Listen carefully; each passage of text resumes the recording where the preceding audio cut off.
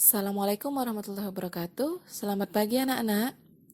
Di pertemuan ketiga pelajaran prakarya, kita akan membahas tentang proses produksi kerajinan bahan lunak. Tujuannya di sini ada 3, yaitu menyebutkan syarat-syarat perancangan benda kerajinan, kemudian menjelaskan proses produksi kerajinan bahan lunak alam, kemudian menjelaskan proses produksi kerajinan bahan lunak buatan. Sebelum kita memulai proses produksi kerajinan bahan lunak, ada syarat-syarat perancangan benda kerajinan. Yang pertama ada kegunaan atau utility. Maksudnya di sini benda kerajinan yang kita buat harus mengutamakan nilai praktis, dapat digunakan sesuai fungsi dan kebutuhan. Kemudian yang kedua ada kenyamanan atau comfortable. Kerajinan bahan lunak itu harus menyenangkan dan memberi kenyamanan bagi pemakainya. Kemudian yang ketiga ada keluasan. Benda kerajinan yang kita buat harus memiliki keserasian antara bentuk dengan wujud benda, serta nilai gunanya. Kemudian ada keamanan atau safety. Benda kerajinan yang kita buat tidak boleh membahayakan pemakainya. Kemudian yang terakhir ada keindahan. Benda yang kita buat itu harus mempunyai daya tarik lebih dibandingkan benda yang biasa saja. Proses perancangan karya kerajinan pun harus memperhatikan 8 hal berikut. Yang pertama kita harus menentukan bahan apa yang harus dipakai. Kemudian mencari ide dari berbagai sumber, lalu buat sketsa. Tentukan sketsa yang terbaik, jangan asal-asalan. Setelah mendapatkan sketsa, kita mengumpulkan alat dan bahan. Setelah terkumpulnya alat dengan bahan, baru kita membuat produk kerajinan. Setelah dibuat, kita evaluasi apakah layak atau tidak. Bila tidak layak, kita revisi. Bila sudah berhasil atau bagus produknya, kita kemas. Sekarang kita membahas tentang proses produksi kerajinan bahan lunak alam. Di sini bahan lunak alam adalah bahan yang berasal dari tumbuhan dan hewan atau lapisan bumi yang bersifat lunak. Yang pertama ada kerajinan keramik. Kerajinan ini terbuat dari bahan tanah liat, biasa dikenal dengan kerajinan keramik. Asal kata keramik adalah keramos, atau dalam bahasa Yunani, yang artinya benda pecah belah yang terbentuk dari tanah liat yang telah mengalami proses pembakaran.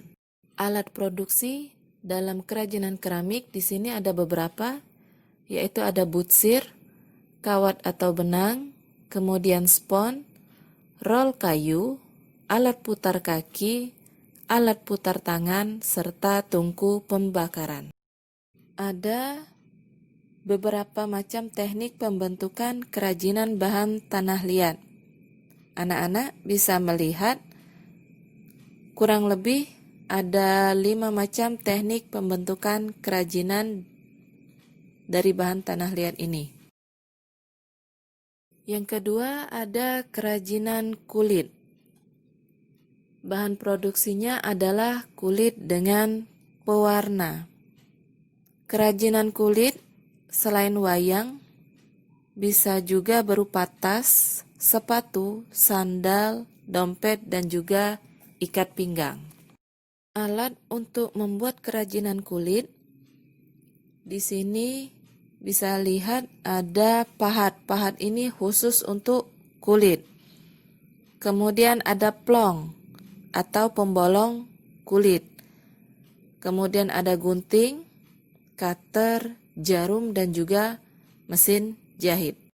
Gambar yang anak-anak lihat di sini adalah proses dalam kerajinan kulit.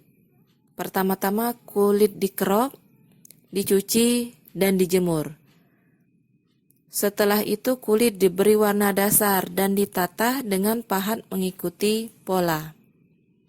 Kemudian kulit diberi warna sesuai karakter wayang.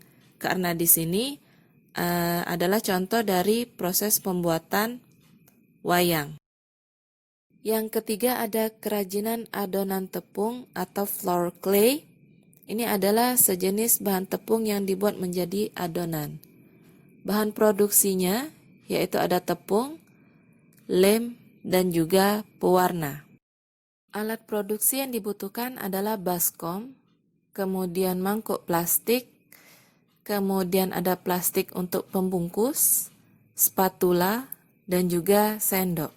Proses kerajinan adonan tepung atau flour clay sama mudahnya dengan proses pembuatan kerajinan dari tanah liat. Jadi semua tepung itu dicampur dan dilumuri air, kemudian aduk adonan, beri pewarna, kemudian bentuk adonan sesuai selera.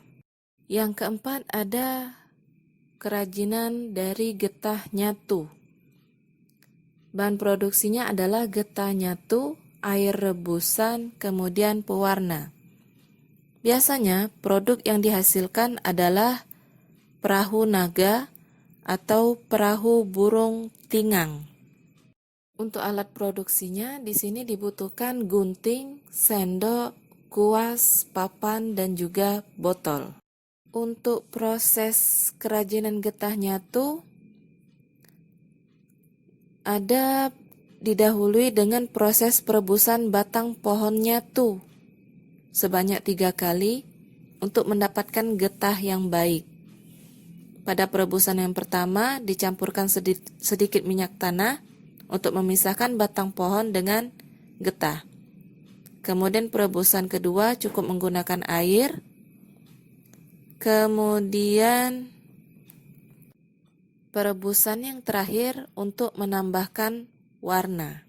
Lanjut, kita ada kerajinan bahan lunak buatan. Bahan lunak buatan ini adalah sesuatu yang diolah manusia dari bahan kimia dan paduannya, bukan asli dari alam, dengan maksud mendapatkan efek duplikasi bahan alam dan bersifat lunak. Pada kerajinan bahan lunak buatan yang pertama di sini adalah lilin. Bahan produksi yang dibutuhkan adalah lilin dan juga tali sumbu. Alat-alat yang dibutuhkan dalam kerajinan lilin adalah cetakan, panci, kompor, dan juga sendok. Dalam proses pembuatan kerajinan lilin biasa, itu lilinnya dicairkan dulu, kemudian tuang lilin yang kita cairkan tadi ke dalam cetakan, jangan lupa letakkan tali sumbu di tengah cetakan. Kerajinan yang kedua pada bahan lunak buatan yaitu ada fiberglass. Fiberglass itu adalah serat gelas berupa kaca cair yang ditarik menjadi serat tipis. Bahan produksinya di sini ada resin dan katalis, kemudian matte fiber, dan juga pewarna.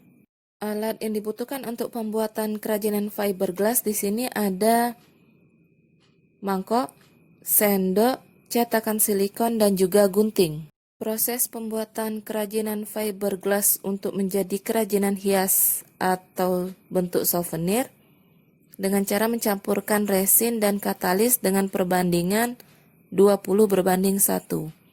Kemudian cairan tadi dimasukkan ke dalam cetakan silikon. Lalu tunggu hingga kering, baru selesai prosesnya. Kerajinan gips. Bahan produksi yang dibutuhkan adalah bubuk gips, plastisin, dan juga cat. Tapi walaupun pembuatannya terbilang mudah, kita harus membuat dahulu cetakannya. Pada alat produksi kerajinan gips, kita membutuhkan gelas, sendok, dan juga cetakan. Di sini cetakan, kalau untuk karya 2 dimensi hanya butuh 1 cetakan plastisin. Bila ingin membuat patung yang berbentuk 3 dimensi dibutuhkan 2 cetakan plastisin.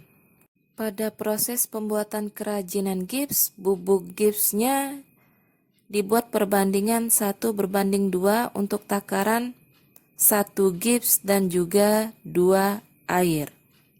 Lalu dicampur hingga kental. Kemudian adonan gips disiram ke dalam cetakan. Setelah 15 menit, cetakan dibuka, kemudian baru diamplas dan diwarnai. Ada kerajinan sabun.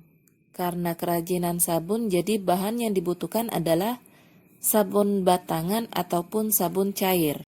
Alat yang digunakan dalam pembuatan kerajinan sabun dengan teknik ukir itu berupa butsir, jarum ataupun juga kawat, pensil, spidol, dan juga cetakan silikon. Pembuatan kerajinan sabun yang anak-anak lihat di gambar itu ditampilkan dengan teknik ukir atau cukil.